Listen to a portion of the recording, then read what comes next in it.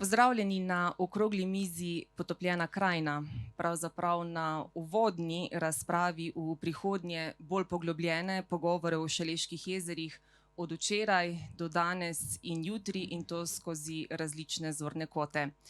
Tokrat so naši gostje vodja tehničnega sektorja Premogovnika Velenje, magister Drago Potočnik. Dober večer. Govoril bo o pričakovanih geomorfoloških spremembah površja na območju Šaleških jezer, tako imenovanega velenjskega degradiranega območja. Z nami je krajinska arhitektka in prostorska načrtovalka Saša Piano. Dobrodošla. Saša Piano zelo dobro pozna procese sprejemanja odločitev o krajinski zasnovi ogrezninskega območja pravzaprav od samega začetka. Pridružil se nam je tudi vodja območne enote Celje, Zavoda Republike Slovenije za varstvo narave, Tomaž Acman. Dober večer, hvala, da ste z nami. Tomaž Acman pa bo odprl pogled na to naše degradirano in pa nekod že tudi revitalizirano območje zornega kota narave. Najprej, glede na to, da vsi, ki tukaj živimo, vemo, da so ta jezera nastala kot neposredna posledica izkopavanja premoga, da tukaj ob jezerih pravzaprav pripovedujemo grenkejšo plat, sicer precej sladke zgodbe o uspehu, o razvoju, zgodbe, ki je zgradila najmlajše slovensko mesto, ki je prinesla luč Sloveniji, prej celotni Jugoslaviji, pa vendar zgodbe, ki je potapljala vasi, rodovitna polja, gozdove, jemala rojstne hiše. In vemo, kot rečeno, da je to posledica premogovniške dejavnosti. Včasih pa se vprašamo, kako to, da potem ni potopljene pol Evrope. Vemo, da premogovnik takih razsežnosti ne obratuje le pri nas. Zato morda za začetek, gospod Potočnik, bolj natančno pojasnilo, zakaj so pri nas nastala tako obsežna, tako globoka jezera, marsikje drugod pa ne. Ja, hvala za besedo. Prav lep pozdrav tudi iz moje strani. Kar nekaj tukaj prisotnih vas osebno poznam, tako da sem zelo vesel, da ste se udeležili tele okrogle mize. Če začnem, bi rekel, z premogovnikom. Premogovnik je v tem okolju nekako že skoraj 150 let. Čez 2 leti bomo praznovali 150-letnico, se pravi, sega, bi rekel, zgodovina v leto 1875. Res, da zadnjih recimo 50-60 let, bi rekel, z večjim razvojem. In da tudi vidimo že, bi rekel, nekako svoj konec oziroma zapiranje tega premogovnika. To dolino je premogovnik močno preoblikoval. To nahajališče, ki je dolgo več kot 8,3 km in široko od 1,5 km do 2,5 km, zajema dobršen del naše doline. In pred desetletji je ta krajina izgledala popolnoma drugače. To so bila rodovitna polja, v glavnem ljudje so se ukvarjali s kmetijstvom. Z razvojem rodarstva pa se je močno v bistvu preoblikovala ta pokrajina in nastalo je tudi mesto Velenje in s tem tudi razvoj, bi rekel, mestne občine Velenje in pa občine Šoštanj, takšna kot je danes, z lepim številom prebivalcev. Seveda, premogovnik, je treba povedati, to ni podjetje, ki ga je možno preseliti v kako drugo okolje in da močno vpliva, bi rekel, na svoje sosede, tisti, ki morajo bivati z njim. Mi smo se vedno trudili, da bi to bilo čim bolj sprejemljivo in nekako tudi za ljudi sprejemljivo. Res, da so bila obdobja, kjer je to bilo, bi rekel, malo težje, pa so bila obdobja, ko je to bilo tudi malo lažje, ampak skratka, trudimo se, da bi to bilo čim bolj vzdržno. Zdaj, kaj naprej? Premogovnik vidi v bistvu s svojimi plani, ki so naravnani na, bi rekel, tudi tranzicijo energetike in pa zelenim prehodom, nekako svoj zaključek v letu 2033. Jaz moram reči, da v zadnjem obdobju, ker so, bi rekel, kar turbulentne zadeve v energetiki, da niti se to več ne pojavlja kot, bi rekel, fiksna številka, pa ne bi rad diskutiral danes o tem, ali je to mogoče kako leto manj ali kako leto celo več. To je edina letnica, ki zaenkrat velja in taka tudi nacionalno sprejeta, kar pomeni, da premogovnik bo deloval še naslednjih 10 let. Proizvodnja, ki je planirana za to obdobje, je nekje 2 milijona 250 letna proizvodnja. Se pravi, mi ne načrtujemo, bi rekel, neke revolucionarne proizvodnje za zadnjih 10 let. V vsej svoji zgodovini je premogovnik dal približno skupno proizvodnjo blizu 250 milijonov ton. V teh 10 letih, pa če mi govorimo o nekih 22-33 milijonih, pomeni to slabih 10% še, bi rekel, proizvodnje na tisto skupno, kar smo do zdaj že pridobili. Toliko mogoče za začetek. To torej, ja, kakšna je tukaj sestava tal, ne? Se pravi, Tina je že kar mi več vprašanj zastavila, pa ti kar Tina lepo opozori, da ne bomo kaj pozabili. Sva zmenjena. Ja, se pravi, pridobivanje premoga ima za posledico tudi degradacijo okolja. Se pravi, karkoli mi iz podzemlja pridobimo, se direktno pozna tudi na površini. In zato se tudi močno, bi rekel, ogreza površina. Ta se pozna nekje v 90% že nekje v 3 mesecih. Se pravi, mi če kolikor materijala vzamemo, bi rekel, iz rudnika, toliko se ga prenese potem ta ogreznina tudi na površje. Potem nekje 97% se to v naslednjih parih mesecih do enega leta, medtem ko končna konsolidacija umirjanja terena pa poteka več let, tudi desetletij. Mi imamo še vedno, bi rekel, problem v škalskem področju, kjer smo že zdavno končali odkopavanje in še vedno imamo, bi rekel, ogrezanje terena, sicer manjše, ampak še vedno poteka. No, zaradi, bi rekel, te močne degradacije okolja so nastala tudi 3 ogrezninska jezera, Škalsko, Velenjsko in pa Družmirsko jezero. Škalsko je nekje velikosti 16,5 hektarjev, Velenjsko kot največje je 146 hektarjev in pa Družmirsko nekje okrog 125 hektarjev. Predvideno je, da ta jezera se bodo nekoliko še povečevala v teh 10 letih, tako da Velenjsko jezero sicer minimalno, medtem ko pa Družmirsko pa malo več, zato ker se, bi rekel, odkopavanje seli predvsem v ta del Gabrškega polja in nekako v 10 letih bi približno postala enaka po velikosti, oba približno nekje velikosti 150 hektarjev. Ste rekli, da boste za zdaj tako veljane do leta 33 izkopavali, najbrž pa se takrat teren še ne bo umiril. Še po prenehanju izkopavanja verjetno lahko pričakujemo spremembe ali se motimo? Ne, seveda, kot sem rekel, po letu 33 večje spremembe, sigurno še kako leto, 2, medtem ko manjše še desetletje. Tako da je s tem treba računati, da vsaj desetletje do 2 desetletij ta teren še vedno ne bo umirjen. Torej približno do leta 2040, 45, 50 morda? Točno, tako. Do zdaj pa so šle pod vodo, je šlo pod vodo več vasi. 2 sta v celoti izginili, del Škal se je umaknil, potopilo se je središče Škal, del Pesja, v celoti pa Družmirje, Preloge. Koliko objektov, koliko družin se je preselilo? Ja, seveda, tako kot ste sami nakazali, tu sta bila 2 vasi, Družmirje in pa Preloge, ki so popolnoma izginile. Potem večji del Škal, tudi en del Pesja in pa potem še Preloge. Se pravi, to so, bi rekel, kraji, ki so popolnoma spremenjeni zaradi rudarjenja.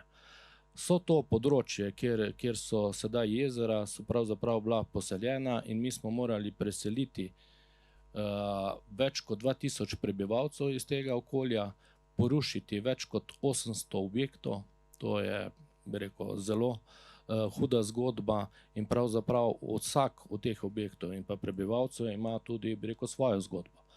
Ker to pravzaprav ni enostavno, da se moraš iz svojega okolja seliti, predvsem pa zaradi industrije. Mi smo vse skozi to iskali kompromise in na nek način pomagali ljudem. Jaz upam večinoma, da jih teh ljudi smo našli prave zgodbe, včasih mogoče tudi ne čisto optimalne, ampak ne nazadnje nismo nikoli uporabili postopka tudi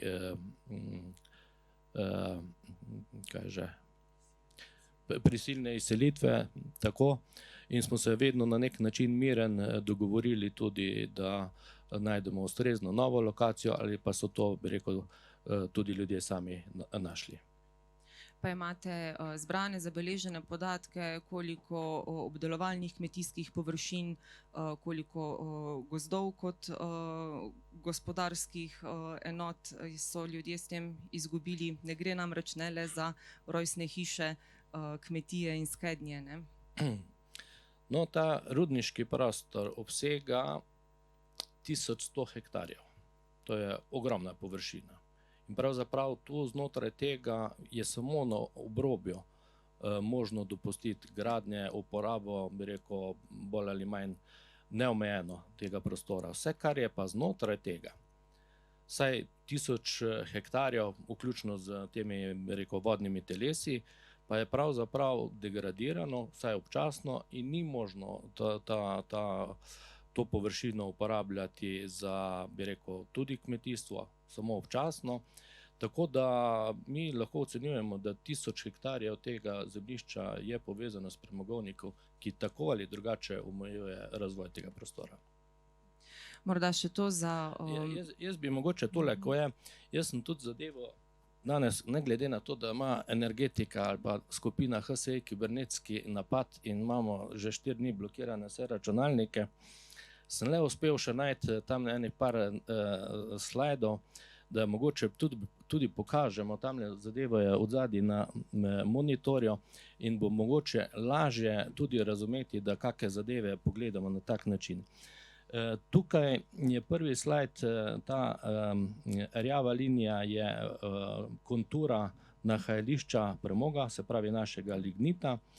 Modra kontura je ta naš pridobivalni prostor in znotraj tega 3 naša ogrezninska jezera, ki so skozi zgodovino delovanja premogovnika tudi nastala. No, vmes je tale še taka tanka rdeča linija, ki razmejuje na nek način občine, se pravi mestna občina Velenje, na desno stran, na levo pa občina Šoštanj. No, zanimivo je, da ta prostor smo razdelili tako na polovico, tako da so obe občine približno polovično zasedene na tem našem področju. Evo, tule je ena schematska prikaz, tudi en zvoka sicer ni, kako pravzaprav poteka proizvodnja premoga v jami in kakšne so posledice tega rudarjenja na površini. To je zdaj širokočeljno odkopna oprema, ki je v funkciji pridobivanja premoga, rezanje premoga, potem nakladanje in pa odvoz. A sem prav seznanjena, da prav ta velenjska izkopna metoda širokega čela je glavni razlog za to, da nastajajo tako veliki prazni prostori podzemni in s tem tudi tako drastične ogreznine? Eno je odkopna metoda, drugo pa je nahajališče. Jaz sem uvodoma povedal, da gre za izjemne razsežnosti lignita in pa debeline 160 metrov je tam, ko je najdebelejši sloj. In pravzaprav tudi z drugimi tehnologijami, pravzaprav bi mi zelo težko ohranili, bi rekel, površino nedotaknjeno. Če bi že šli na tak način, da bi pravzaprav vse te odkopane prostore želeli na nek način zapolniti z drugimi materiali, potem bi se to nekoliko manj odražalo na površini, ampak žal to ne gre pri takšnem izkopu, ki ga imamo danes, v preteklosti pa še mnogo več. Sploh naši obiskovalci, sama namreč sem tudi turistična vodnica, sem pogosto v zadregi, no, ko me kaki gostje vprašajo, kak je pa bila videti ta kraj naprej, ne. Je kar težko to prikazati, kaki res dramatične spremembe so se tukaj dogajale. Potem, ko malo govorimo o približnih globinah jezer, so kar v šoku, ampak kaka je bila pa najvišja točka, mogoče Škalski hrib, če je bila to najvišja točka? Se pravi, tule smo videli, da imamo različne plasti nad premogom in potem zaradi ogrezanja tega, bi rekel, terena na površini nastanejo kotanje. Mi imamo, bi rekel, v zaledju 3 pritoke, to je Lepena, Sopota in pa Velunja. In pravzaprav je prva normalna zadeva, da se te kotanje napolnejo z vodo. Lepena je, bi rekel, pritok Škalskega jezera, iz Škalskega jezera potem ta voda gre v Velenjsko jezero, zraven dobi še pritok Sopote, potem ta voda višek odteka v reko Pako, v Družmirsko pa je, bi rekel, Velunja glavni pritok. Rekel, ta Velunja je kar večji problem, tudi v letošnjem letu se je pokazalo, bi rekel, v tem času poplav je ogromno zaledje, ki ga pobere Velunja, in so to zelo veliki pritoki, ki pravzaprav so prinesli sabo ogromno enega materiala in vse to je potem končalo v Družmirskem jezeru. Mogoče še takole v preteklost, če mi pogledamo, kakšne so pravzaprav naša jezera izgledala v preteklosti. To je nekje v 70., 80. letih. Ves pepel, ki je produkt zgorevanja premoga, je končal v naših jezerih, se pravi, s hidravličnim transportom smo mi vse, kar je ostalo od zgorevanja premoga, potem to hidravlično speljali v našo Velenjsko jezero. In takole je tole izgledalo. Barva povsem, bi rekel, nepodobna neki normalni vodi. pH je bil 12, nobenega življenja ni bilo v našem jezeru in pravzaprav je kar groza, kako pravzaprav je ta pokrajina izgledala. V preteklosti tale dolina še pred nastanki jezera pa pred izselitvijo teh prebivalcev degradiranega območja v glavnem so se ukvarjali s kmetovanjem, potem pač zaradi rudarjenja so se žal morali preseliti. Tole vidimo recimo tamle leta 76, kako je izgledala pokrajina. To je pogled na Družmirje. Ja, Družmirje in potem recimo 22 let kasneje. No, to ogrezanje je bilo pa posebej drastično torej v Škalah, ne? Še pomnijo ljudje Škalskega hriba, skratka, od najvišje točke prvotne krajine do danes najgloblje točke, kakšna je največja razlika tega ogrezanja terena? No, v škalskem področju, kakor je nam znano, pa moram reči, da če bi bil del tistega časa, bi imel bolj pri sebi tudi spravljene kake podatke, pa to tamle vidim Vero Pogačarjevo, ona me bo dopolnila, ker ziher ima kaj boljše podatke kot pa mi, ker je to leta in leta raziskovala. Za ta del, se pravi, Škalskega vrha nekako, ki je bil, bi rekel, tudi simbol te krajine v spodnjem delu za cerkvico, je nekako po naših podatkih bil na nadmorski višini 442 metrov ta vrh. To je približno nekje iste višine, kot je pa Velenjski grad. In ta del je šel za 60 metrov nižje. Se pravi, 60 metrov se je ta pokrajina potopila in je danes ta del popolnoma pod vodo. Za primerjavo, največje v bistvu ugrezanje, kar se tiče vertikalnega pogreska skupnega, je pa 105 metrov. In to je v Družmirskem jezeru. Evo tule še, kje naj bi bila ta Škalski hrib. Tule sem mogoče še tale jezera, kako so nastajala. Po letih, pa če tamle vidimo, se pravi, v letih No, tu pa mene malo matra, da vidim. 48. 48, a nas vidimo, da škalski del je malo, se pravi, tretjino mogoče jezera. To so torej ta plava polja, ne? Tako, eni par mlakuž.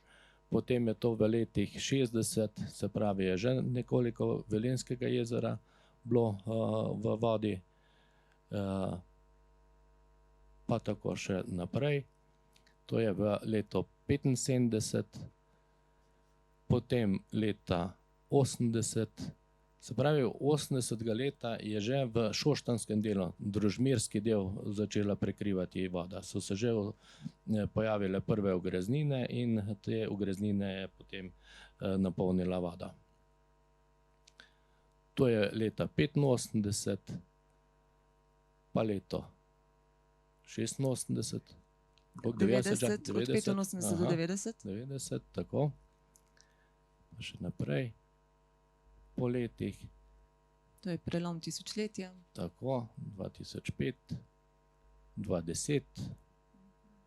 Vidimo, da tu v severnem delu Gaberke že nastane nova mlakuža, ki se je danes že združila. In danes nekako imamo, rekel, tole stanje, ki je še eno nazaj, tole.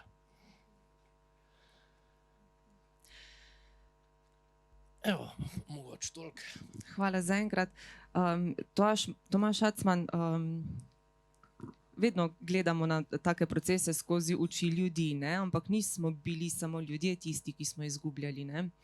Tudi druga bitja so marsikaj izgubila. Po drugi strani pa so jezera kot nov življenjski prostor, priložnost za nove vrste, ne? Ja, lepo zdrav tudi v mojem imenu. Prihajam iz celjske območne enote Zavoda za varstvo narave.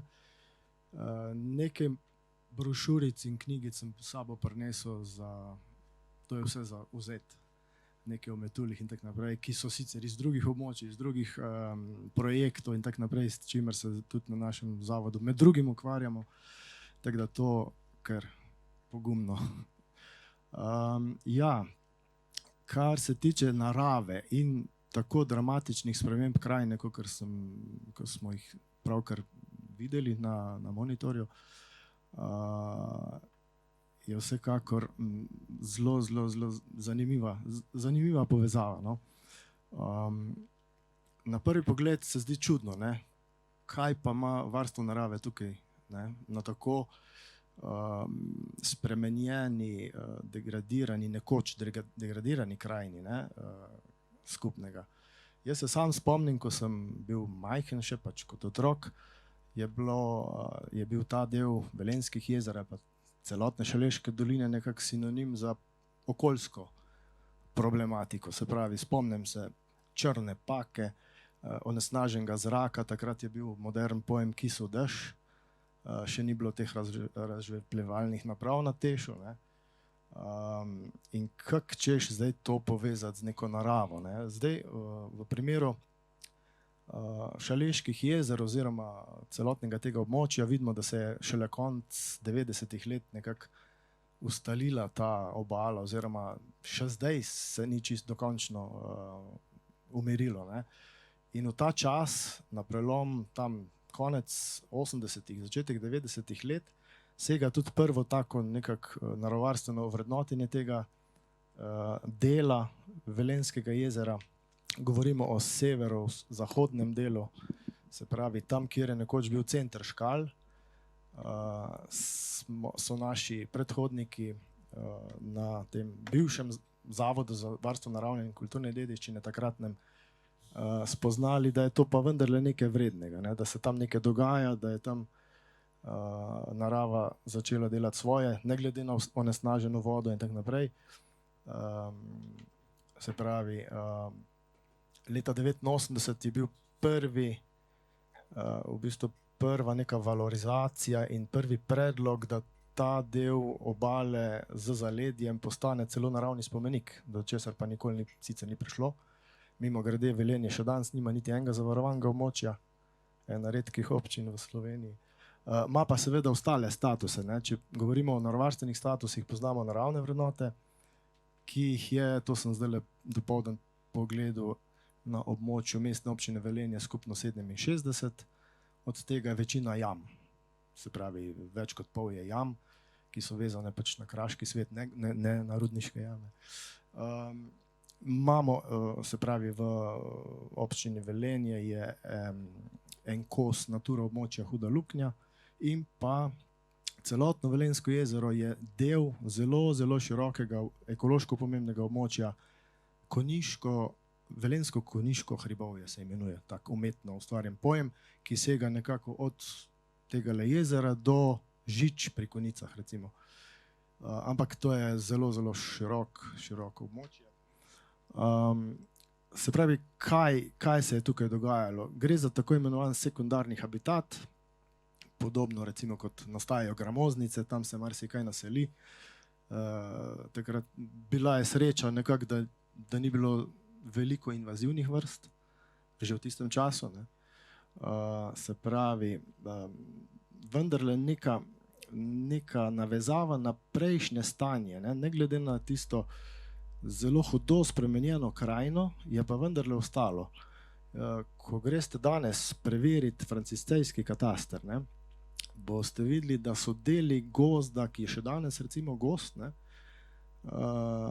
je ostal na istem mestu. Zdaj, ali je vmes bilo kakšna sprememba ali ne, težko rečem, ampak določene parcele, celo parcelne številke so ostale iste, kar je zelo zanimivo. Kljub takim hudim, ogromnim spremembam, ne, je del tega prostora ostal ves čas enak. Se pravi, govorimo recimo o gozdu, ne vem, zahodno od dvorca oziroma tegale Turna, in pa en del tega gozda, ki je danes nad obalo Velenjskega jezera, kjer je nekoč stala recimo cerkev v zaledju, se pravi, ne.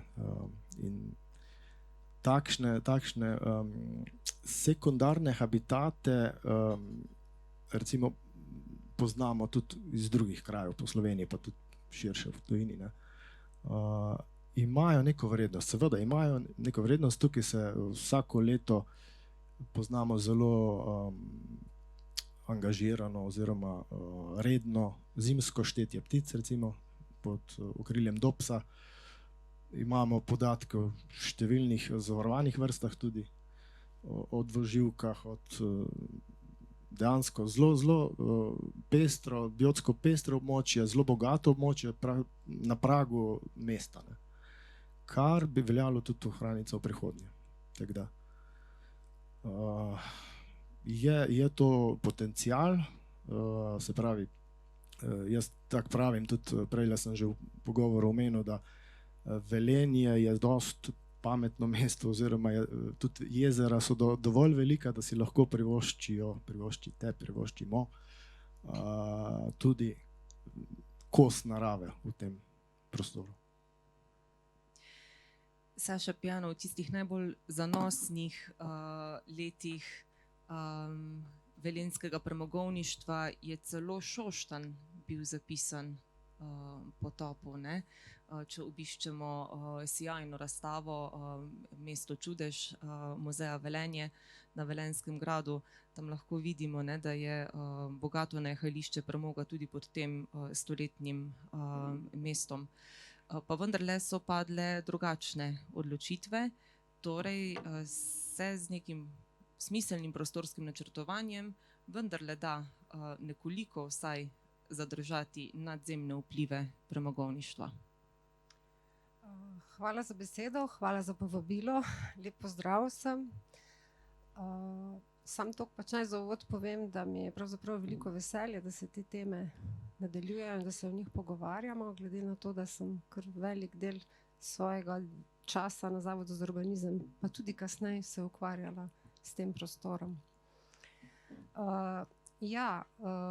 Prostorsko načrtovanje predvsem bi mogoče izpostavila, da takrat, ko sem jaz začela delati, smo bili v sistemu družbenega planiranja. Zdaj, glede na to, da je tle veliko mladih, bi mogoče samo toliko osnovne stvari povedala. Od tega, da ko smo začeli to delati, ko sem začela delati, smo na roke risali, se pravi, tule sem itak med starejšimi, ampak Zanimiva zgodba je ta, da ta čas zato ni bil nič slabši, kar se tiče razpoložljivosti s podatki. Te simulacije, ko je prej kazal, so bile prej pokazane, so pravzaprav bile že napovedane, ne? In to je premogovnik te podatke imel, ne? In te podatke smo pravzaprav potem lahko uporabljali, no. Ja, in ta preplet sodelovanja različnih strok se mi zdi, da je bil ključen, da so se ene stvari lahko premikale naprej. To ni bil sam prostorc, to ni bil samo rudar, če tako poenostavljeno rečem, ampak to sta bila prostorc, rudar, gozdar, agronom, biolog in ne vem, sociolog. Skratka, sistem družbenega planiranja je v bistvu bilo trajnostno prostorsko načrtovanje, ki je želelo usklajevati zahteve družbe, okolja in prostora. V slovenščini pač in zakonodajno odločujemo ta dva pojma, ampak environment v angleščini ne zajame oboje. In seveda gospodarstva. In pogosto rečem, če si predstavljate, da je to trikotnik, da je to trinožni stol, če so te tri noge enako visoke ali vsaj približno enako visoke, potem na tem stolu lahko sedimo. Če so te noge skrajšane, ali to okolje, ali je to družba, ali gospodarstvo, karkoli od tega, ali bolj intenzivno, ali eno bolj porinjeno na stran, ne moramo več sedeti. Ne. To pač pomeni, da družba ne more več biti stabilna. Ne. No, in v sodelovanju, ko sem jaz precej zgodaj, ko sem začela delati, je premogovnik Velenje, gospod Žerdin tle sedim, je pravzaprav verjetno bil krivec za naročilo te naloge ali pa cela ekipa, so bile naročene krajinske zasnove, ker je takrat pa zakonodaja uvedla ta dokument, zdaj ga spet imamo, nekaj časa ga ni bilo. In to je bil en dokument, ki je nastajal in se dopolnjeval vrsto let. Jaz sem nekako začela, potem pa je, narejenih je bilo 5 faz, in prve 3 faze je pretežno delala potem kolegica Marjana Kopitar, ki je danes žal ni tle, ampak ona je v bistvu takrat res opravila ogromno delo. Bi si za to zaslužila kako nagrado, no, čisto tako iskreno povedano, glede na to, da je to bila kombinacija že takrat računalniško zbranih podatkov, ki jih je katedra za krajinsko arhitekturo pod vodstvom profesor Marušiča naredila. To so bili še tisti računalniki, ko so bili kopa, ne vem, kdo se še spomni, skratka, to je bilo zelo res tako hecno, danes na telefonu je več funkcij, ne. Ampak kakorkoli, in ona je potem to prenesla na tiskane risbe in skratka, to je bilo res eno hudo naporno delo, ki pa je bilo narejeno res s pomočjo računalnika. Namreč ideja je, da pri prostorskem načrtovanju iščemo pomoč, da se izogibamo subjektivnim odločitvam. In na ta način je bil takrat računalnik pomoč. No, in zdaj, ko si pač postavlja vprašanje v zvezi s Šoštanjem, ja, eksploatacijsko območje, kot je bilo že povedano, oziroma zaloge lignita se nahajajo od vzhoda do zahoda, če gledamo dolino. Tudi na območju Velenja so velike zaloge, če imam še prave podatke oziroma v spominu prave podatke, celo večje kot recimo na zahodu proti Topolšici. In na podlagi teh načrtov, ki so jih takrat te jamske službe premogovnika naredile, ko so natančno narisale tudi meje pogrezanj, tudi mimo grede, takrat se zelo spomnim 2 letnic zaključka eksploatacije. Ena je bila leto 2023, ena je bila pa okoli leta 2050, odvisno od intenzivnosti odkopavanja.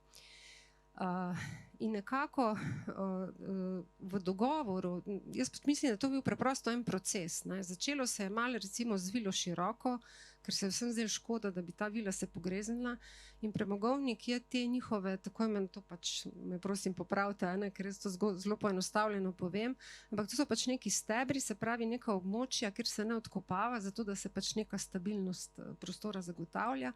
In smo takrat nekako v dogovoru dosegli, da so celo enega od teh stebrov nekako pomaknili v smeri na način, da bi vila široko, tudi če bi se eksploatiralo vse do Topolšice, lahko ostala. To se mi zdi recimo, prosim, trikotnik šoštanski. Ja, se pravi, da del Šoštanja bi ostal, se pravi Šoštanj bi ostal, in ta vila bi ostala. In to se mi zdi res en tak dosežek, ki si ga danes težko predstavljamo. Povedati pa moram, da danes predvsem delamo zelo tako vsak za sebe, in v bistvu tega združevanja, znanja in te energije ni. Tudi mogoče zato, ker so številni podatki zelo enostavno na razpolago na spletu, takrat pa je bilo to malo drugače in se je bilo treba skupaj za mizo usesti. No, in potem je seveda se rodila ta ideja, da se Šoštanj, ne samo Šoštanjski trikotnik, da se to ohranja, predvsem verjetno je pač tudi ta gospodarski kriterij, da je pač to eksploatacija. Takrat so govorili, da bi proti Topolšici moral biti dnevni kop, da to ne bi bilo taka eksploatacija, kot je na preostalem delu. In da to verjetno ne bi bilo rentabilno. In zato smo potem, no to sta bila pa 4. pa 5. faza krajinske zasnove, takrat sem pa to delala, ker je kolegica šla že tudi v drugo službo. Smo v bistvu naredili to kot strokovno podlago, ki je bila potem z prostorskega vidika seveda strokovna podlaga za to, da se v bistvu ta del iz eksploatacijskega območja izvzel. To zdaj moram tudi tako povedati, to ne pomeni, da se je država tem zalogam odrekla. To samo pomeni, da se je odrekla, da bo tle eksploatirala. Če bi bila neka huda energetska kriza, pa seveda to še vedno uporaben vir energije, bi pač verjetno tudi ta odločitev kasneje padla. In da zaključim, ker glede na to, da imamo še nekaj časa pred seboj, bi rekla, da je ta krajinska zasnova nekako postavlja eno rdečo nit urejanju prostora. Tudi če ni natančno, ker to je bil strateški dokument, to ni bil izvedbeni načrt. Tudi je v bistvu bila neka usmeritev, na kak način oblikovati teren, recimo razmišljanja, kot sam primer mogoče naštejem, ko je bilo Družmirsko jezero, ki je še rečemo najbolj aktivno v nastajanju, so tam bile različne variante, ali se razširi vse do Gabrk, ali se naredita 2 jezeri, ali se preprosto tam vzpostavijo kmetijske površine, glede na to, da bi ta vodna površina tam bila bolj plitva. No, skratka, vse to so bile neke različne strategije, tudi razmišljale o tem, kar pa so presegle krajinsko zasnovo, kako bi mogoče lahko to drugače rešili, ampak vidim, da si o tem razmišljala, pa bom počakala s tem to razlago za pol. Ampak, ker ste pa na to že napeljali, pa mogoče res kar povemo, da takrat ni bilo nemogoče razmišljati o tem, da bi vsaj Družmirsko in Velenjsko jezero združili, da bi dobili eno vodno telo, ne? Zakaj se to ni zgodilo? Jaz še v času študija je profesor Marušič, naš ni bil predstojnik, ampak on je bil v bistvu bolj planer in tudi se je pač ukvarjal s temi terenskimi, oziroma kot sem prej govorila, kartiranjem, ker je bilo treba kartirati podatke, zato da smo jih imeli. On je meni ves čas govoril, vsakeč, ko me je videl, Saša, dajte razmišljati o tem, da to združite, ker bi nastala ena velika vodna površina in bi seveda če se štejemo 2x po 150 hektarov Velenjskega pa Družmirskega, pa mogoče zanemarimo Škalsko, bi to bilo, si predstavljate, 300 hektarov velika vodna površina. Bojan bi se lahko s supom peljal v službo iz Šoštanja v Velenje. Ta zadeva je sicer potem ostala, skratka, na njegovo pobudo smo nekako pristopili k nalogi, ki je bila samo na nivoju neke strokovne podlage, kaj bi pomenilo združevanje Velenjskega in Družmirskega jezera ali pa celo mogoče Škalskega. Zdaj, zato, ker verjetno vsi ne poznate, je seveda pomembno povedati, da so ta jezera na različnih nadmorskih višinah. Zdaj, čisto pa enostavljeno po cirka 5 metrov, vse razlike so malo natančnejše in različne. 6 do 7. Skratka, če si predstavljate, so to neke kaskadne vodne površine in seveda tisti, ki saj malo veste, če bi to pregrado, ki med Velenjskim in Družmirskim jezerom je in mora biti ravno zaradi te višinske razlike, bi podrli. Seveda se to ne da narediti kar tako, podremo pa imamo eno jezero, ne gre. Seveda bi skupno jezero moralo biti na najnižji nadmorski višini vode, se pravi na, poenostavljeno povedano, nadmorski višini Družmirskega jezera. Zdaj, seveda smo predvideli, da bi se to zgodilo postopno, se pravi, da bi najprej postopno znižali gladino Velenjskega jezera, zelo počasi, seveda z vsemi posledicami. Se pravi, če mi vodo znižujemo, se v bistvu brežine sesipavajo.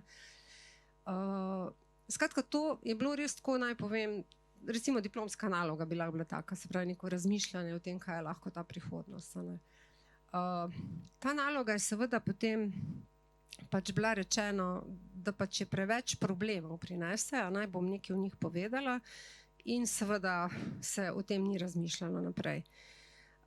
Mnogo let kasneje je mene na nekem strokovnem srečanju takole po ramenih potrkal en gospod, zdaj se ne spomnim, kako se piše, ki je takrat naredil recenzijo te naše naloge. Ni bila recenzija samo, on je bil vodar, ni bila recenzija samo z tega področja, ampak skratka, precenjeno je bilo, da to ne gre, ampak on je meni rekel, ja, je rekel, vse to bi šlo, ne. Sam je v bistvu bilo vse strah, kako in kaj.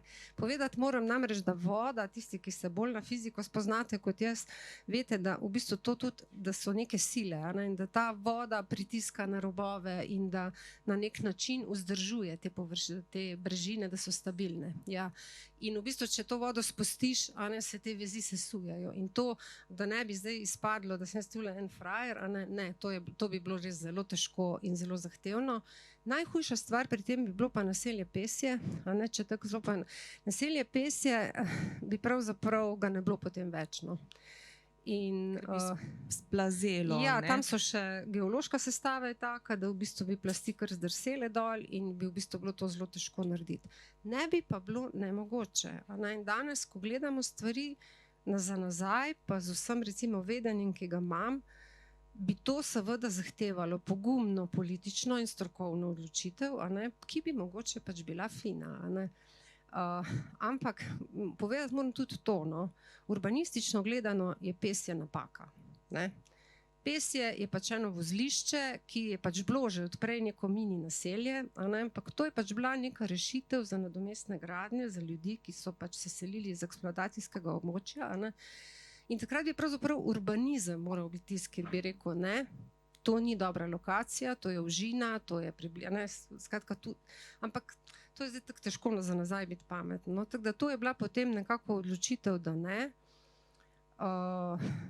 Če tudi povemo, da je premogovnik na začetku mogoče, ko je eksploatiral, bil manj pripravljen na posledice, da se je to potem z leti mnogo spremenilo, da so ostajale hiše, ko smo po njih surfali v tistih obdobjih turkiznega jezera, in da se je kasneje to absolutno čisto drugače počelo, no.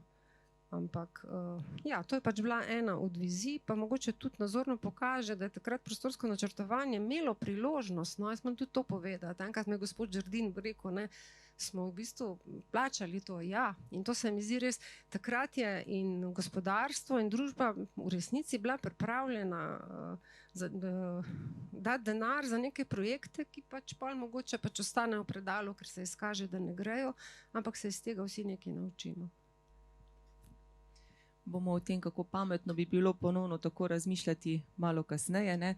Izvolite, gospod Potočnik, imam občutek, da bi te želeli nekaj dopolniti. Ja, tole me zelo veseli, da Saša tudi tehnično, rodarsko tudi razmišlja. Res je, da tudi, bi rekel, še nedolgo nazaj smo tudi mi razmišljali o združitvi teh obeh jezer. Enkrat bi rekel na način, da v bistvu polovico nivoja dvignemo na Družmirskem, polovico na Velenjskem, znižamo pa tako dobimo, bi rekel, skupno vodno telo. Na drugi strani, tako kot je Saša rekla, to je že bilo pa kar nekaj let nazaj, da ostane Družmirsko jezero približno na isti koti in se Velenjsko zniža za teh 6 do 7 metrov, koliko je običajna razlika gladin obeh jezer. Jaz moram reči, da obe rešitve pravzaprav so enako tehnično, bi rekel, zahtevne. Na velenjskem območju pa to je v konec 90-ih let je bilo eno poletno, zelo sušno obdobje, kjer se je gladina Velenjskega jezera znižala, mislim, da takrat za ene 3,5 metra.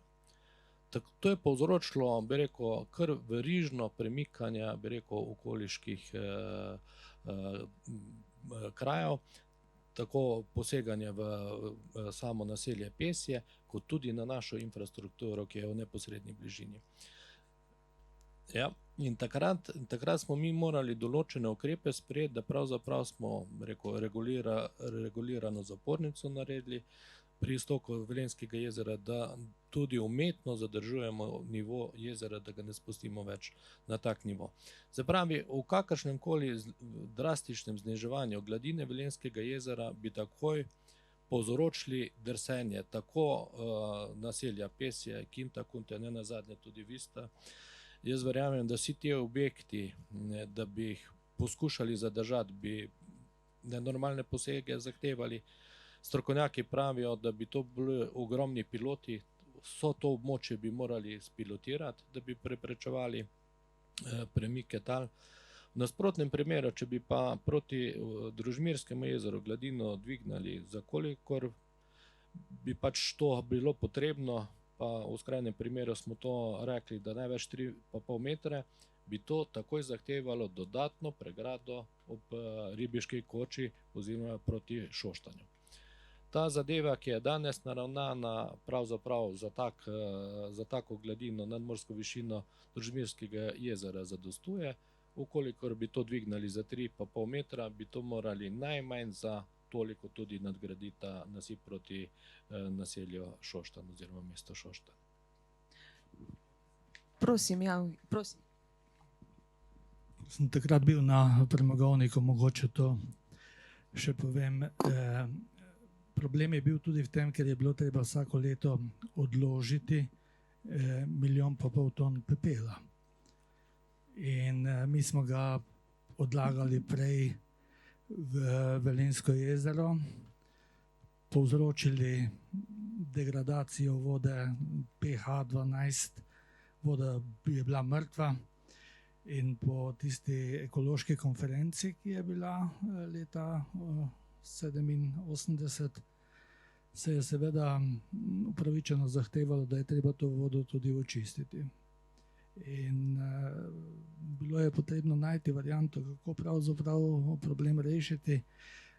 Možno ga je bilo rešiti na način, da smo zavestno gradili nasip med Velenjskim in Šoštanjskim jezerom.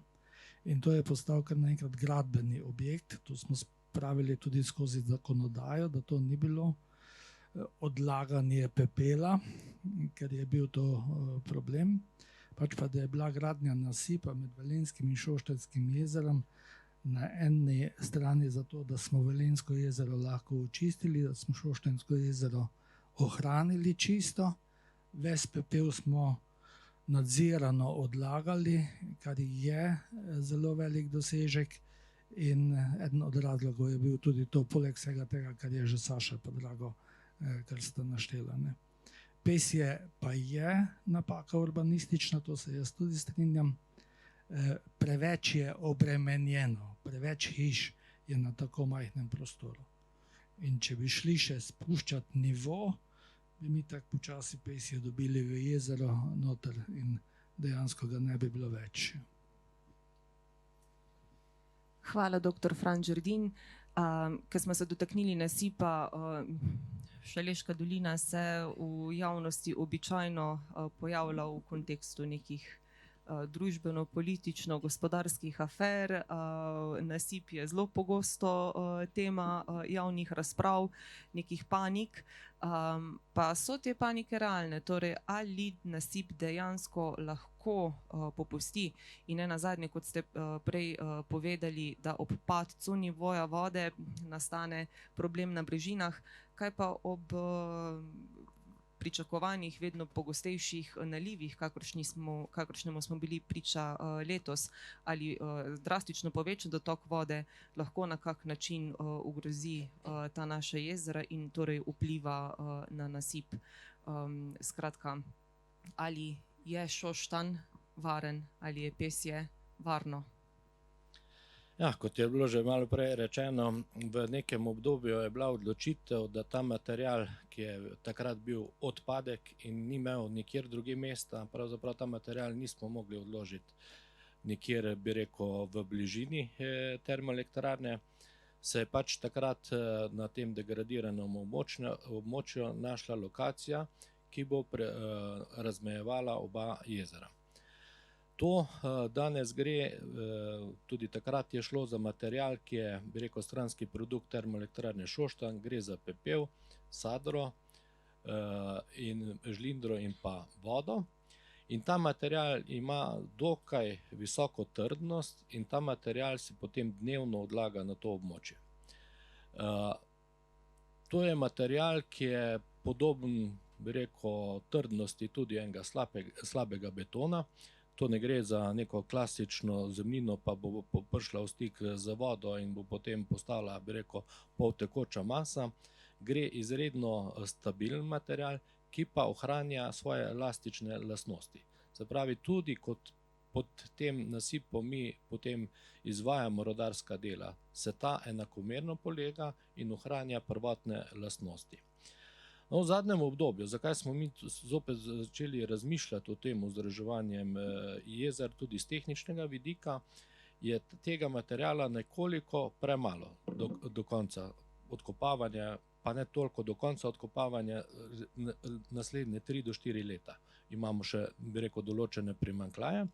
Hkrati je pa tudi zanimiv material, ki je komercialno postal zanimiv. Sadra je mogoče prodati na trgu.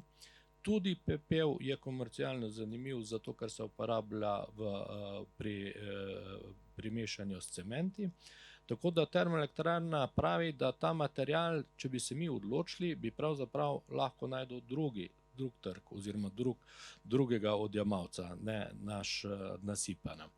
Seveda mi si tega ne moramo privoščiti, ker je to bila odločitev v preteklosti in mi s tem moramo nadaljevati do konca odkopavanja na tem področju. In zaradi primanjkljaja na tem območju se mi poslužujemo tudi drugih dodatnih materialov. Zdaj je predvsem aktualna 3. razvojna os, kjer smo mi že pri načrtovanju sodelovali in takrat obljubili, da bo, bi rekel, del materijala, kjer gre 3. razvojna os v naši bližini, lahko odlaga na tem območju in smo tako zagotovili, da bo tega materijala dovolj za vzdrževanje stabilnosti pregrade. Res je, da malo težav je bilo v prehodnem obdobju, ker se ta 3. razvojna os ni začela na rok. Mi smo navajeni, da delamo pač takšen, kot je plan. Mi bi ta material morali že nekaj let nazaj dobiti. In takrat se je v nekem vmesnem obdobju pojavilo, da so bili depresije na tem, bi rekel, območju že kar velike in zapolnjene z vodo. Takrat je bila največja panika med ljudmi in smo potem pospešeno delali, da smo te, bi rekel, depresije tudi zapolnili in to vodo izčrpali. Tako da pravzaprav danes je ta nasip popolnoma suh, ni nekih vodnih teles znotraj tega. In to področje je podvrženo strogim monitoringom. Mi to letno nekajkrat pregledamo, z geomehanskega vidika, geodetskega vidika. Skratka, se to skoraj dnevno preverja, bi rekel, karakteristika tega materiala. Tako da v neki porušitvi ali pa, bi rekel, tudi v obilnem deževju, da bo to, ne vem, se kar odprla tam razpoka in bo ta voda začela dreti proti Šoštanu, pravzaprav ni nobene možnosti. Še eno zelo zanimivo vprašanje. Večkrat dobim, ko imam priložnost voditi goste po okolici Šaleških jezer, sem se zdaj spomnila nanj, ali je možno, da se jezersko dno vdre in vsa ta voda zalije jamo? No, to bi bilo pa nas kar fej strah, če bi to bilo možno. Jamem, ja. Da bi v bistvu mi rudarje poslali v jamo, pa poleg tega še mi hodili v jamo skoraj dnevno, to, če bi taka nevarnost obstajala, verjemte mi, ne bi počeli aktivnosti v jami. Zakaj ne? Mi danes, bi rekel, kopljemo nekje 500 metrov pod gladino obeh jezer, pa zraven Velenjskega jezera pravzaprav se tu ne dogaja več veliko aktivnosti na enem obrobju. Ob Šoštanskem pa nekje na severnem delu, bi rekel, Družmirskega jezera. In pravzaprav, če mi vidimo debelino tega celotnega pasa, pod katerim mi odkopavamo 500 metrov, gladina, ne bom rekel, je par 10 metrov ali pa manj kot 100 metrov, je 400 metrov vmes materijala, različnega materijala geološkega, ki je pa velikokrat prepleten z, bi rekel, glinenimi vložki in ne nazadnje potem z debelo plastjo gline nad premogom in ta preprečuje kakršenkoli, bi rekel, vdor vode. Se pravi, če 400 metrov teh plasti bi moralo to Velenjsko jezero ali pa družmirsko prodret, da bi prišlo do jame. Praktično nemogoče. Še drugače, oba jezera delujeta kot bazen in pravzaprav ta voda tukaj ostaja. Zelo malo bi pravzaprav bilo možnosti, da kamorkoli gre. En del gre v podtalnico, ampak to ni problem. Je pa za rudarje druga voda problematična. Ta, ki pride ob triadnih podlagah, te so nepropustne, grejo iz površine, ki je pa daleč stran od teh jezer, in ob teh priteka določena količina vode, ki se pa na obrobju, bi rekel, tega našega sloja potem sprošča in potem pride tudi v stik v jamo. Mi vse te procese normalno kontroliramo, vemo, kje se dogaja. Nenazadnje mi vsako leto izčrpamo približno 2,5 milijona kubikov te vode, ki potem gre na površino in na čistilno napravo, centralno čistilno napravo v Šoštanj. Tako da v bistvu tam, kjer so dotoki vode, mi z mehanizmi odvodnjavanja v jami, sistemov črpalk, vse to zbiramo na različnih lokacijah, vodimo do centralnega črpališča in potem to vodo, bi rekel, prečrpamo na površino. To je edino, kar je, bi rekel, za rudarja problematično. Pa tudi ne toliko vdor takih vod, ker so kontrolirani, se tudi tlaki v bistvu kontrolirajo. Mogoče nevarnost, ki je lahko, bi rekel, za rudarja nevarna, je mešanica vode in pa tekočih peskov. In da so to neki osameli zadevi, kjer smo jih mi spregledali, nismo jih z raziskovalnimi deli tudi uspeli najti. Takih primerov se je kdaj pa kdaj v preteklosti tudi že zgodilo, ampak v nekih manjših količinah, ker pravzaprav ni bilo za rudarje popolnoma nenevarno. Dobro, torej, Šoštanjčani so na varnem, knapi pa tudi, ja? Okej. Da nam bo kaj ostalo še za kako prihodnjo okroglo mizo, seveda danes ne bomo prav dosti govorili o pritokih v obe jezeri, odkot vsa ta voda, o tem, kako pretočna so, kaj bomo že rekli o vrstah, ki tukaj živijo. No pa seveda sama kakovost vode je tema, ki bi se želeli v prihodnjih okroglih mizah temeljito lotiti in upamo, da bomo našli primerne sogovornike. Tokrat nam to še ni uspelo. Prosila sem vas, da nam danes poveste, kakšna je globina treh jezer in pravite, da sicer konec leta 2022, se pravi, sproti ne merite, enkrat na leto izmerite? Letos pa žal še zamikamo proti novemu letu. Jaz ne vem, nam bo uspelo še letos to zmeriti ali ne. Zadnja meritev je pravzaprav iz lanskega leta. Pa računam na to, da mi boste povedali takoj, ko boste dobili podatek. Škalsko jezero je trenutno globoko 18,21 metra, najglobja točka ali povprečna globina, najglobja točka. Velenjskega jezera meri 61,1 meter in najglobja točka Družmirskega jezera trenutno 85,3 metra. Med nami prvega, ki je zmagal v naši nagradni igri, ne vidim, a je z nami mogoče Nik, ki se najbolj približal globini Družmirskega jezera. Tudi ne, torej bomo obe nagradi podelili kdaj drugič. No in to smo tudi danes izvedeli, med 6 in 7 metri so razlike v nadmorskih višinah vseh treh jezer. Povedali ste tudi, da so trenutno sta aktivni dve čeli, drži, na približno 500 metrih pod gladino jezer. Prav prejšnji teden v našem času smo lahko prebrali, da nameravate do zaprtja izkopati še 22 milijonov ton, sicer pa jih je v pridobivalnem prostoru še 100 milijonov. In trenutno jih je na deponiji 800 tisoč, to pa sem slišala, da je kar blizu rekorda, ne? Ja, jaz moram reči, da kakorkoli na to zimo smo tukaj v Velenju pripravljeni, tudi če bo zelo hladna. Moram reči, po dolgem času je deponija polna. Po Murphyju smo imeli zadnja leta, bi rekel, kar težave, da pravzaprav smo imeli v obdobju, kjer ni bilo, bi rekel, problematično na deponiji nekaj premoga. Takrat, ko bi morali na deponiji imeti največjo zalogo, to je ponavadi v zimskem obdobju, so se največje težave začele v proizvodnem procesu in pravzaprav kar nekaj let je že, da pravzaprav take deponije nismo imeli. Zdaj trenutno je blizu 850 000 ton premoga, to pomeni nekje za 2 do 3 meseca, bi rekel, zelo dobre proizvodne v termoelektrarni Šoštanj, brez, bi rekel, kakršnekoli proizvodne premogovnika. Nekje med 10 in 15 tisoč tonami Tako, elektrarna porabi ja. na dan. Ne? Ste kar dobro seznanjeni, ja? Se spodobi za turistično vodnico in nekdanjo novinarko, pa nasploh, a ne, za knapovsko hči, vnukinjo in pravnukinjo. Gremo torej še v pogled v prihodnost. Smo izvedeli, ne, da med leti 2040-2050 se bo ta krajina dokončno umirila. Ali lahko napoveste, kako velika bodo ta jezera in koliko kopnega bodo še odvzela?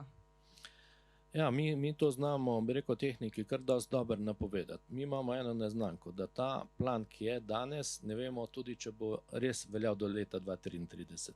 Jaz moram reči, da kar nekaj let sem na premogovniku zaposlen in koliko je to bilo, bi rekel, enih sprememb, to je človek pravzaprav redko kje doživi. Ampak to je pač življenje. Jaz nisem prepričan. Uvodoma sem rekel, danes je plan delovanja premogovnika do leta 2033, to pomeni 22, največ 23 milijonov ton izkopa še tega našega premoga in mi točno vemo približno, kakšne bodo posledice tudi na površini. Zato, ker pravzaprav mi to z vsakim odkopnim delom tudi naredimo simulacijo in je to del projektne dokumentacije, da se točno vidi, katera območja bojo v prihodnosti degradirana. Tako da za to obdobje, kot sem tudi že enkrat tam omenil, je nekje širjenje jezera nekje do 150 hektarjev Družmirskega, Velenjskega malenkost še. Ostala površina, ki bo prizadeta v smeri Gaberk. To območje, kjer bo v bistvu največji fokus, bi rekel, bodočih rudarskih del. Ostala krajina znotraj tega našega rudniškega območja pa se pravzaprav ne bo spreminjala. In torej po trenutnih predvidevanjih, vsaj kar se tiče odkopa, ne bo več potrebno rušenje, preseljevanje ali pač?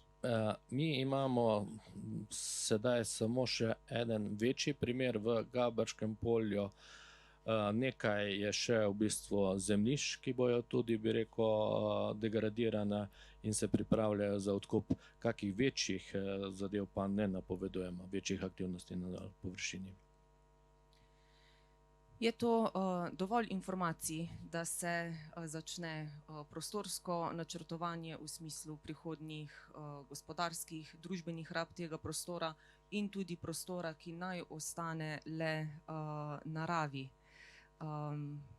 Se s temi podatki že da smiselno operirati za prihodnost? Jaz bom rekla, kaj me žalosti, ne? To, kar sem prej povedala, takrat v tistih mojih letih Zavoda za urbanizem, ne, se je v bistvu to delalo vzporedno, ne. Danes v bistvu nimamo podjetja pravzaprav, ki bi se s tem ukvarjalo, kar se tiče prostora. Jaz ne verjamem, da premogovnik ne bi sodeloval, če bi tako podjetje bilo, no.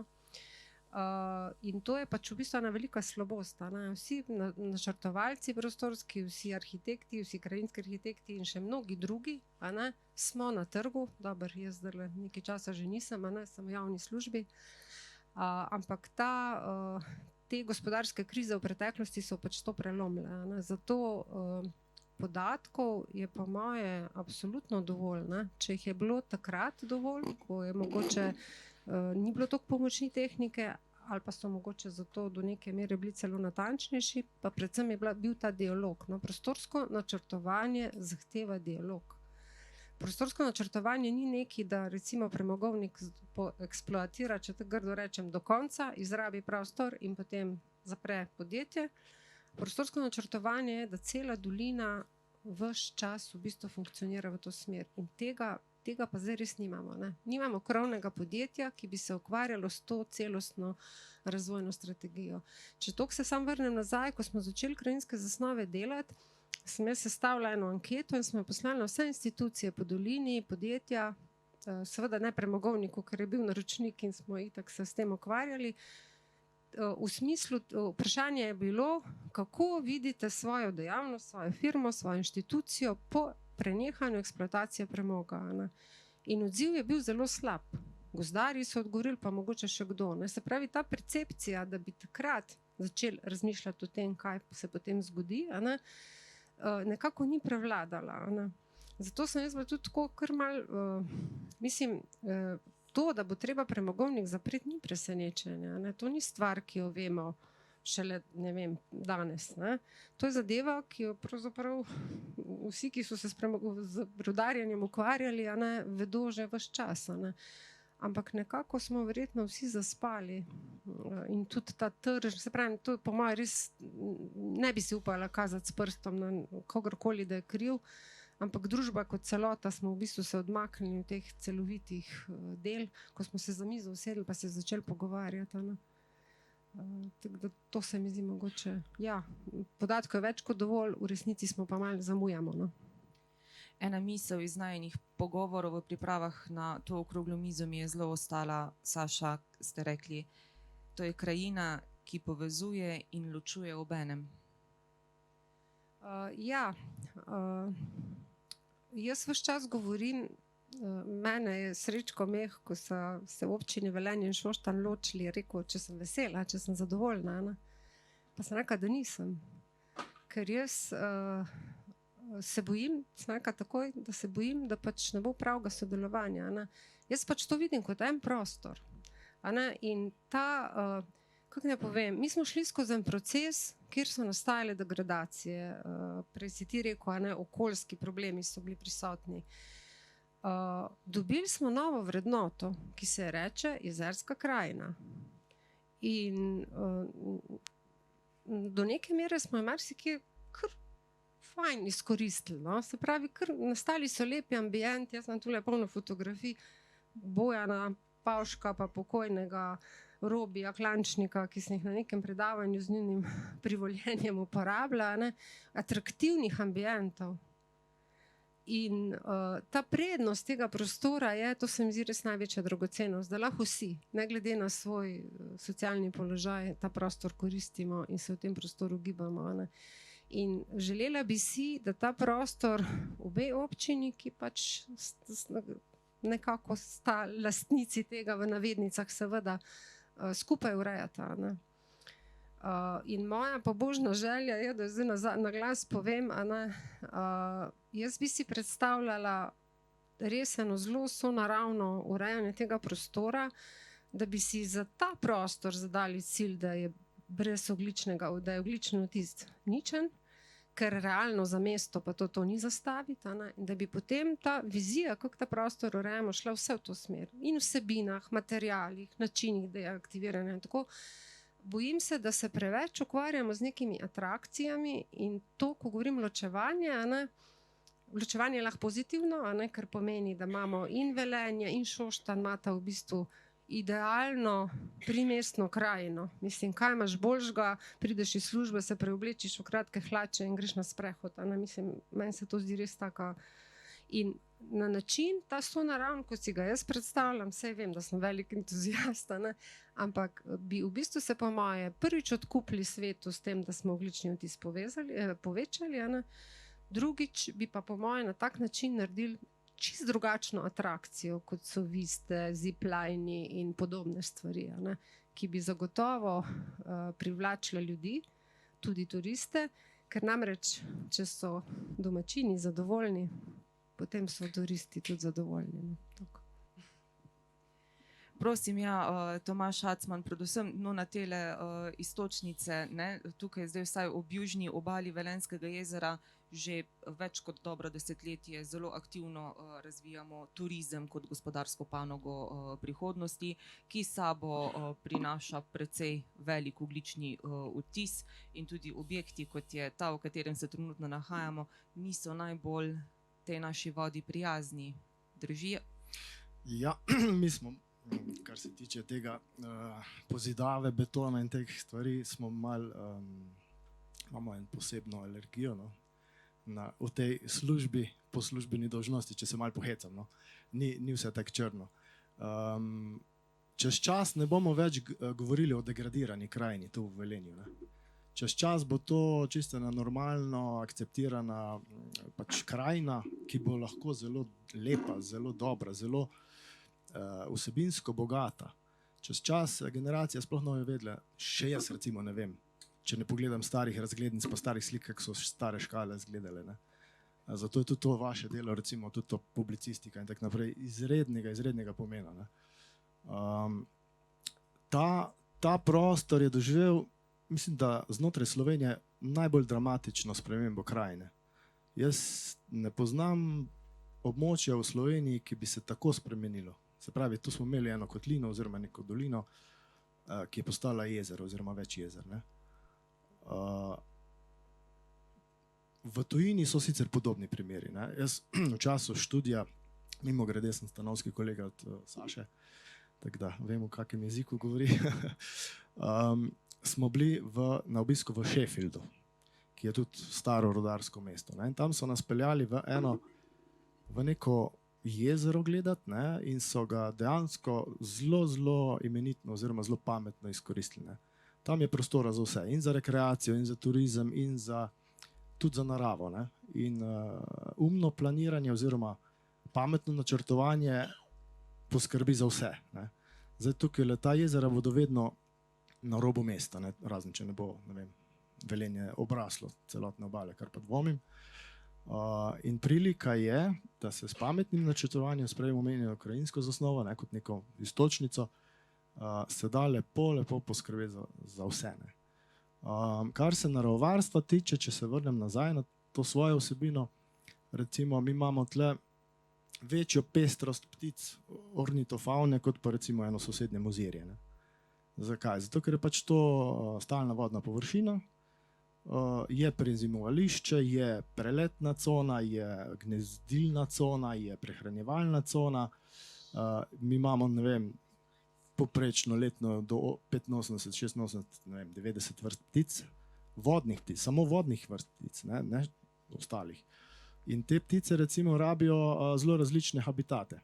Se pravi, neke vrste se zadržujejo bolj v trstičih, česar malo primanjkuje na teh jezerih, druge rabijo odraslo drevje, ne, odrasle sukcesivne faze in recimo, ko opazovalci ptic pridejo sem, sej ni vse tisto, kar je pod naravovarstvenim statusom. Ne. Oni najdejo recimo tudi tukaj v južni obali. Ne. Določene vrste ptic so navajene na ljudi, recimo laboda, boste zdaj videli tukaj, ne, ko skače okoli, ker je pač navajen na ljudi. Ostale vrste so bolj plašne. Jaz ne vem, zadnja leta ne vidim več vodomca, pa najbrž upam, da še je.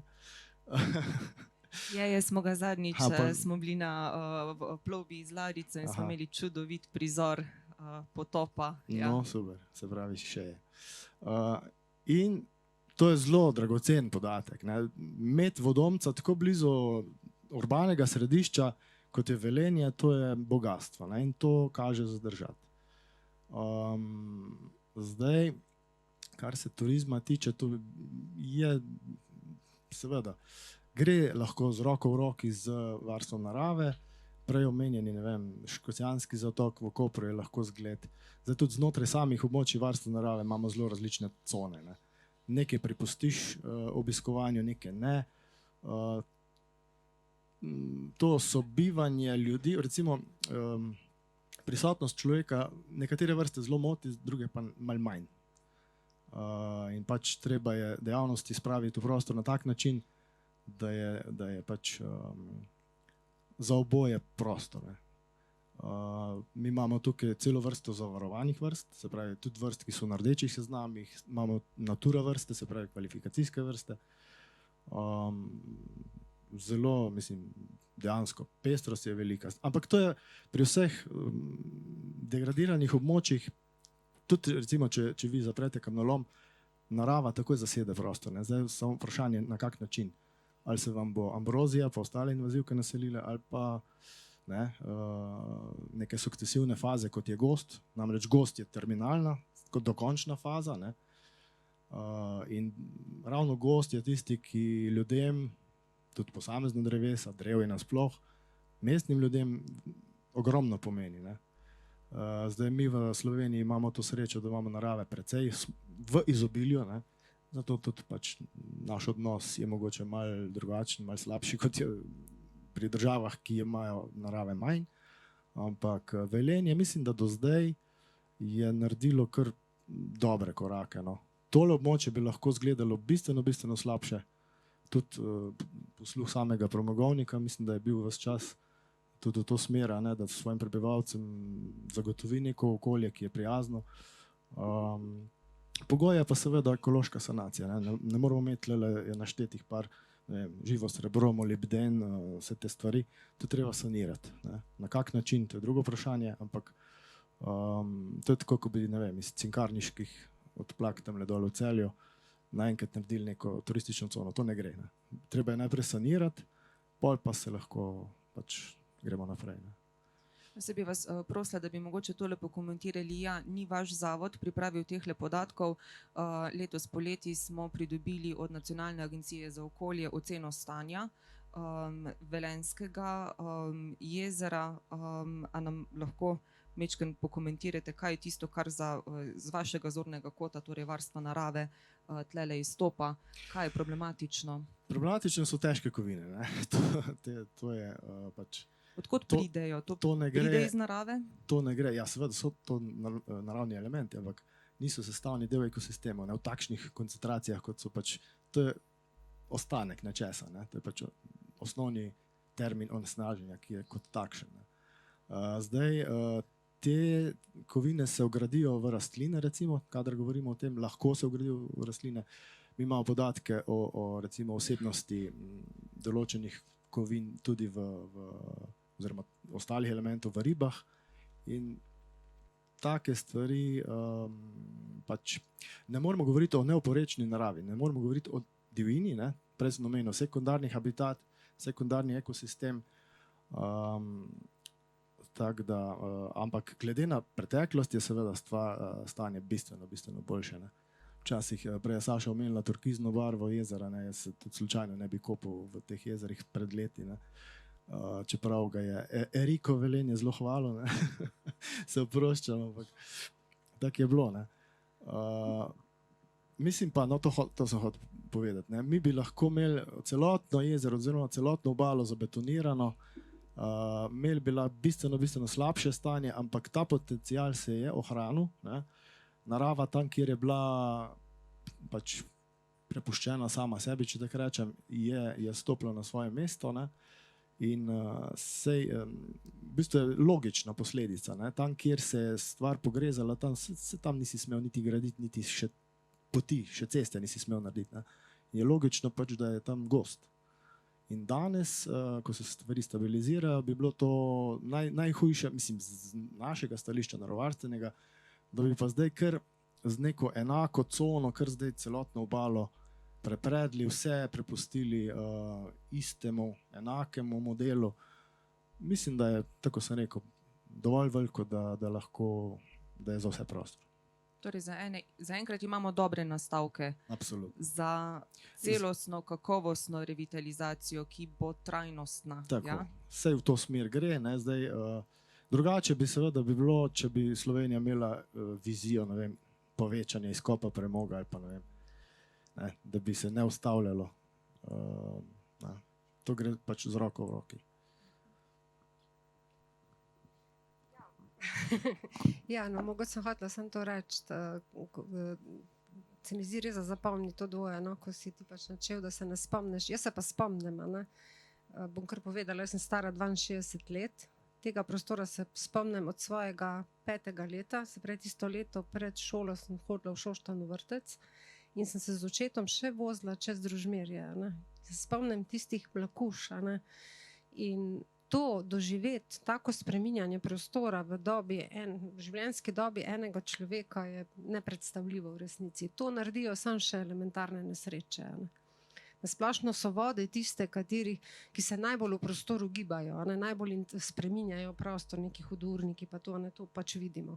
Ali pa recimo, če se je kdo večkrat kopal v Savinji, da so prodišča enkrat tu, enkrat tam. No. Ampak taka sprememba, ko se je tu zgodila, pa je res v bistvu res čist nekaj posebnega. No. In jaz ne morem, da ne bi povedala. Ne. Jaz sem v bistvu zelo kritična ne do tega razmišljanja o turizmu, ne, ker tako Tomaž pravi, dejansko je, ta površina je tako velika, ne, se smo slišali, ne, se pravi, cela dolina je v bistvu prej bila kmetijska, zdaj je pač vodna, tudi Šilih je napisal, nekoč je bilo jezero, ne, in zdaj smo pač spet pri jezeru, ne, ampak tudi se mi zdi, no, da nastavki prostorskih načrtov in občine Šoštanj in Velenje ne grejo v smer, da bi se severni del začel pozidovati. Tako da v tem smislu nekako nek tak koncept je, ampak temu konceptu manjka res tista neka rdeča nit, ki potem ta koncept pelje naprej in je vodilo. No. In tu se mi zdi, da to manjka. Ne.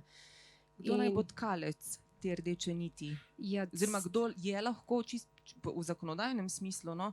In kdo bi moral biti?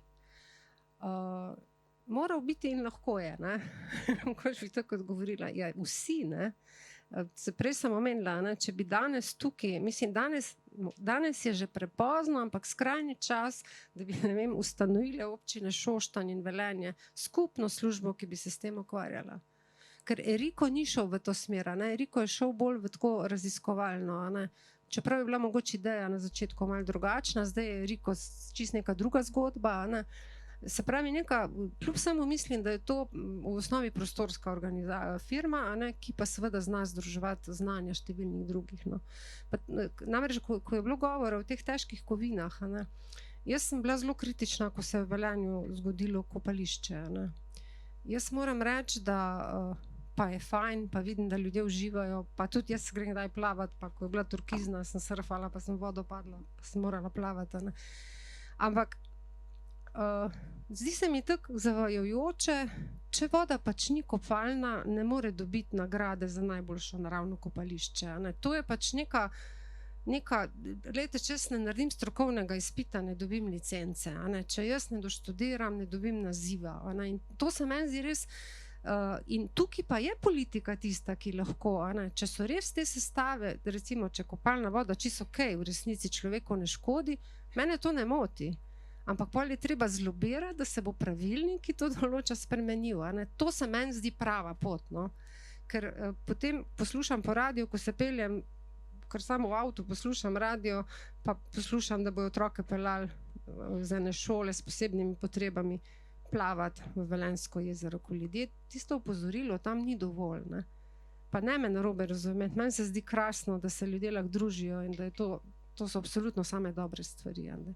Ampak so pa malo zavajajoče, ne? Ni pošteno. Ne?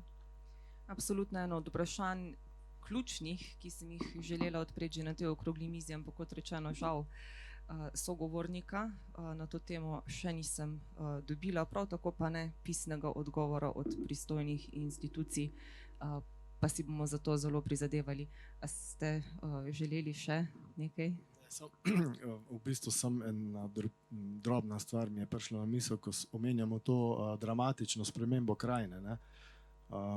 Danes poznamo primer Braslovč, oziroma občine Braslovč ali Letuške Gmajne, kjer se pač prebivalstvo seli. Ne. Danes si zelo težko predstavljamo preseliti oziroma potopiti dve vasi v današnjem času. Ne. V današnjem času je problem narediti 200 metrov pločnika ali pa 12 km drugega tira, ne. Brez protestov oziroma brez aktivne civilne iniciative. Da si pa predstavljate danes potopiti dve vasi za gospodarski razvoj oziroma za energijo. To so drugi časi, ne, se tudi v drugih državah, recimo v Italiji se je enako dogajalo z akumulacijskimi jezeri, ampak se pravi, danes živimo neke druge čase, ko ste omenili, kdo je tisti, ki odloča. Pravilno je, ne, pravi odgovor je vsi, ja. Vključujoče prostorsko načrtovanje pomeni ravno to. Vsak ima pravico glasu, seveda stroka poda svoje strokovno mnenje, strokovna stališča, strokovne smernice, manjka pa mogoče tisti povezovalni element, ki smo ga pač žali Bog z osamosvojitvijo nekako poteptali, izgubili, ki se imenuje urbanistično načrtovanje. Danes vemo, ne, urbanizem je na trgu in rezultati so zelo klavrni, če ni ozaveščena javnost zadaj, če ni sposobna občinska, regionalna ekipa zadaj in tako naprej. Tako da, jaz upam, no, glede Velenja sem nekako optimist, ker je pač tu nek bazen, neka kritična masa pač kvalitetno razmišljajočih ljudi, ki so ne nazadnje pač porok, da se ne zgodijo prehude napake. Okay, ta tretja razvojna os je državni projekt, mi smo navijali za neko drugo varianto, ki bi Velenje mogoče bolj navezala na Celje, kot pa na Ljubljano, ne? Ampak dobro, s čim manj škode v naravi tudi, ne?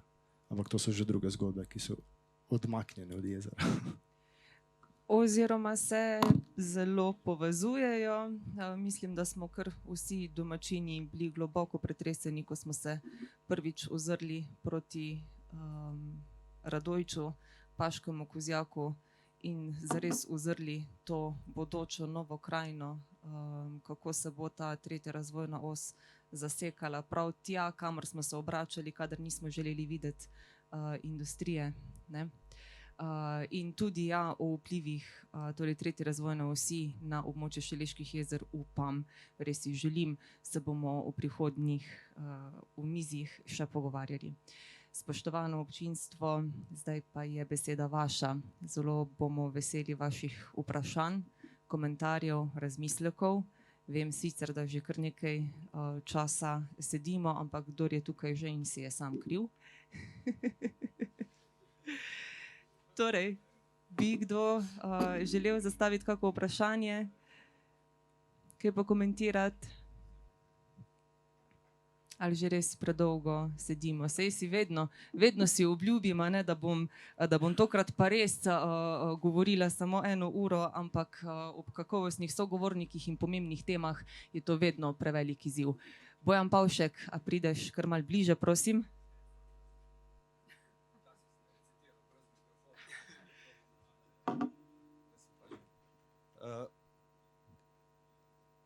Jaz kar, kot sem že bil omenjen, no, kar redno spremljam jezera, kaj se z njimi dogaja, predvsem z Družmirskim, ki je praktično vsak teden je zelo fascinantno, zaradi tega, ker je vedno drugačno, kar me po eni strani navdušuje, zaradi tega, ker nikoli ne grem po isti poti, po drugi strani me pa pač žalosti, ker izginejo tudi tisti kotički, za katere bi si mogoče želel, da bi ostali. No, ampak moje vprašanje se pa glasi, imamo naravna jezera, pa imamo umetna jezera. Sami vemo, da je razlika med njimi več kot očitna. En tak primer je tudi Šmartinsko jezero, ki je tudi umetno jezero, pa vidimo pri njemu, kakšne težave imajo pri urejanju jezera. Predvsem pa gre za pač te, verjetno bo Saša več kaj povedala o tem, ampak gre za te način naravnega očiščenja, se pravi čiščenja, osveževanja in tako naprej. In v bistvu me zanima, mi vedno tretiramo naše jezera, kot da so neka naravna tvorba, ko jih pogledamo, izgleda super, imajo naravno zaledje, ozadje, v resnici pa, kar se vode tiče, pa življenja, pa ni čisto tako, ali se motim? Hvala. Si me že izval, no bom jaz, pa me bo mogoče Drago še kaj dopolnil, ampak ali pa Tomaž, kakorkoli. Mogoče nismo govorili o tem, ta 3 jezera se med sabo razlikujejo po tem, kako imajo to samoočiščevalno sposobnost, če tako zelo poenostavljeno povem, da me ne bo kdo, ko je večji strokovnjak na tem področju. Se je bil povabljen, pa ga ni tle. Ok, pa. V glavnem, recimo poenostavljeno povedano, Škalsko jezero ima v bistvu dobro pretočno, se pravi dovolj dotoka vode, ker za vode, da so žive vode, da v redu funkcionirajo, pomembno, koliko kisika imajo in kako globoko v vodo sega ta kisik, oziroma je potem dostopen favni in flori. Je pa premajhno, no, da bi v bistvu lahko to, velika vodna površina se lažje obnavlja, zato je tista prednost združevanja, ena od njih bi bila tudi ta. Velenjsko jezero je dovolj veliko, ampak ima slab dotok vode. Se pravi, čas, v katerem se voda v jezeru zamenja, je v Velenjskem jezeru zelo dolg. Družmirsko jezero je pa pravzaprav, kar se teh karakteristik tiče, najboljše. Se pravi, dovolj vode je, dovolj veliko bo, ne. Je pa seveda zdaj še aktivno jezero, se pravi, v smislu rodarjenja, no, se pravi, še nastaja in se spreminja, ne. Zdaj, na kak način to izboljšati, ne, na kak način to urejati, obstajajo neke metode, ne, da se dodatno čistijo, ampak je treba včasih pol premisliti. Ta premislek je recimo pri Krajinskih zasnovah bil ravno za ta severni del proti Gaberkam Družmirskega jezera, ne, ker bi bilo relativno plitvo in mogoče zato ne bi bilo zanimivo. No. Ne vem, če sem ti zadovoljivo odgovorila, ampak... Bomo pa o tem, ja, na kaki prihodnji okrogli mizi, ki bo posvečena bolj res okoljskemu vidiku kakovosti voda. Ja, prosim, prosim. Jelka, please. Ne gre samo za čisti pretok vode, ampak gre za plastovitost jezera, ki nastaja, ne, zaradi različnih temperatur, in plastovito jezero ima svoj gradient, ki lahko preprečuje mešanje. In zato je tako pomembno, da so jezera čista, da nimajo onesnaženja. Ker če mi onesnažujemo ta jezera, če imajo nek dotok hranil, pomeni, da se ta hraniva nalagajo na dnu jezera, zaradi temperaturne plastovitosti pa ni mogoče mešanje in tudi ta pretok lahko teče samo po površini in v bistvu je onesnaženje kljub temu, ne. In problem recimo tule pri teh jezerih je tudi na primer odlaganje konjskega gnoja na bližini Škalskega jezera, potem je problem recimo tudi parkirišče pri Šoštanjskem jezeru, ki je v neposredni bližini jezera, in to so pač stvari, ki vplivajo bolj dolgoročno na kvaliteto jezera. Ja, gnojenje, a ne. Saj to je tako zakonsko tudi prepovedano. Ja, ampak zakonsko je to prepovedano. Lahko sam še to, ko Bojan je pa spraševal naravno, ne, ali umetno jezero. Mislim, to je kar ena taka specifika, ne. Ta jezera so sicer nastala umetno zaradi intenzivne eksploatacije, ampak po svojem nastanku so pa kljub samo nekako bliže naravnim, se pravi neka kotanja, ki jo zaliva voda. Seveda tisti umetni pridik zraven je bilo odlaganje pepela v to območje, ne, kar se je potem rešilo in tako naprej. No, tako da jaz jih pravzaprav bolj razumem kot naravna jezera, katerih izhodišče je čisto mislim, pa če človek krivec za to, ampak jaz bi tako rekla.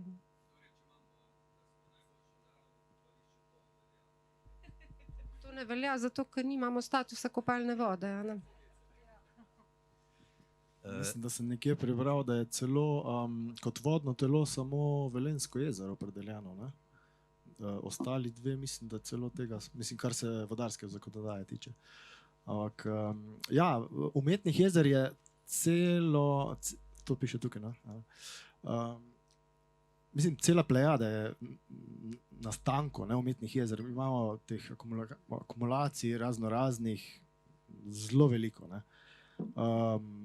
To so bili ponovadi bazeni tehnološke vode, ne. Šmartinsko jezero je pač bilo vodni vir za celjsko industrijo.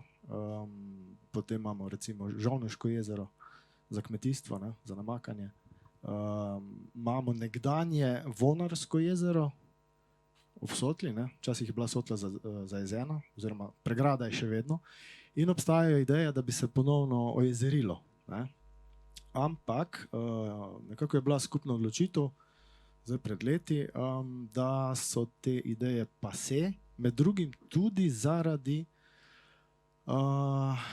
onesnaženja dna same se pravi območja tik pod pregrado oziroma znotraj pač nekdanjega jezera, ne. In ko vi začnete to mešati, ne, recimo, da bi zdaj to začeli ven kopati, kam bo se to dalo, ne? Sežigalnice nočemo, ne?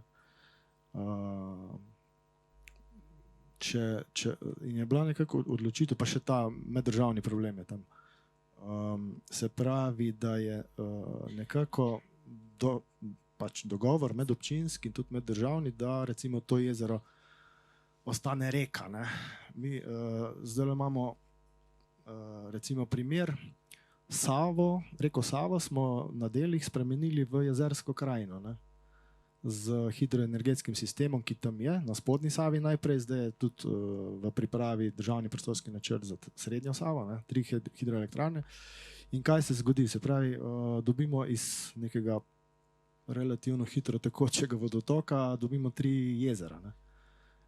Habitatni, mislim, življenjski pogoji za vrste se tam bistveno spremenijo, dobimo popolnoma druge ekosisteme, biotope in tako naprej. Tudi vrste, ne, zasedajo potem čisto drugo. Tako da, kar se Šmartinskega jezera tiče, tudi Celjani nismo zadovoljni, ne, s tem jezerom. Bi se dalo še marsikaj postoriti tam okrog, ampak je pa glede na tisto, kar je bilo, enako, ne. Bistveno boljše, kot je. Spoštovano občinstvo na drugi strani ekranov, zdaj se bomo od vas poslovili, mi bomo razpravo nadaljevali, tako da vabljeni, da se nam prihodnjič pridružite v živo. Upamo, da bomo v prihodnjih epizodah Potopljene krajine govorili o tem, kakšna so tveganja infrastrukturnega razvoja, razmaha turističnih in drugih gospodarskih in družbenih dejavnosti za okolje, torej za stanje voda in objezerskega območja. Čeprav ima Velenjska plaža že več let status najlepšega naravnega kopališča v Sloveniji, pa Velenjsko jezero nima statusa kopalnih voda. Zakaj ne? Kakšne kriterije zahteva ta status? Kaj pomeni njegova odsotnost? In pa, kako gledati to izginjajočo krajino in videti dlje od nove nastajajoče? O tem se bomo pogovarjali na prihodnjih srečanjih v sklopu projekta Potopljena krajina, ki ga vodi Kulturno-izobraževalno društvo Komadres. Iskreno se zahvaljujem Mladinskemu centru Velenje za celotno tehnično podporo izvedbe tega dogodka.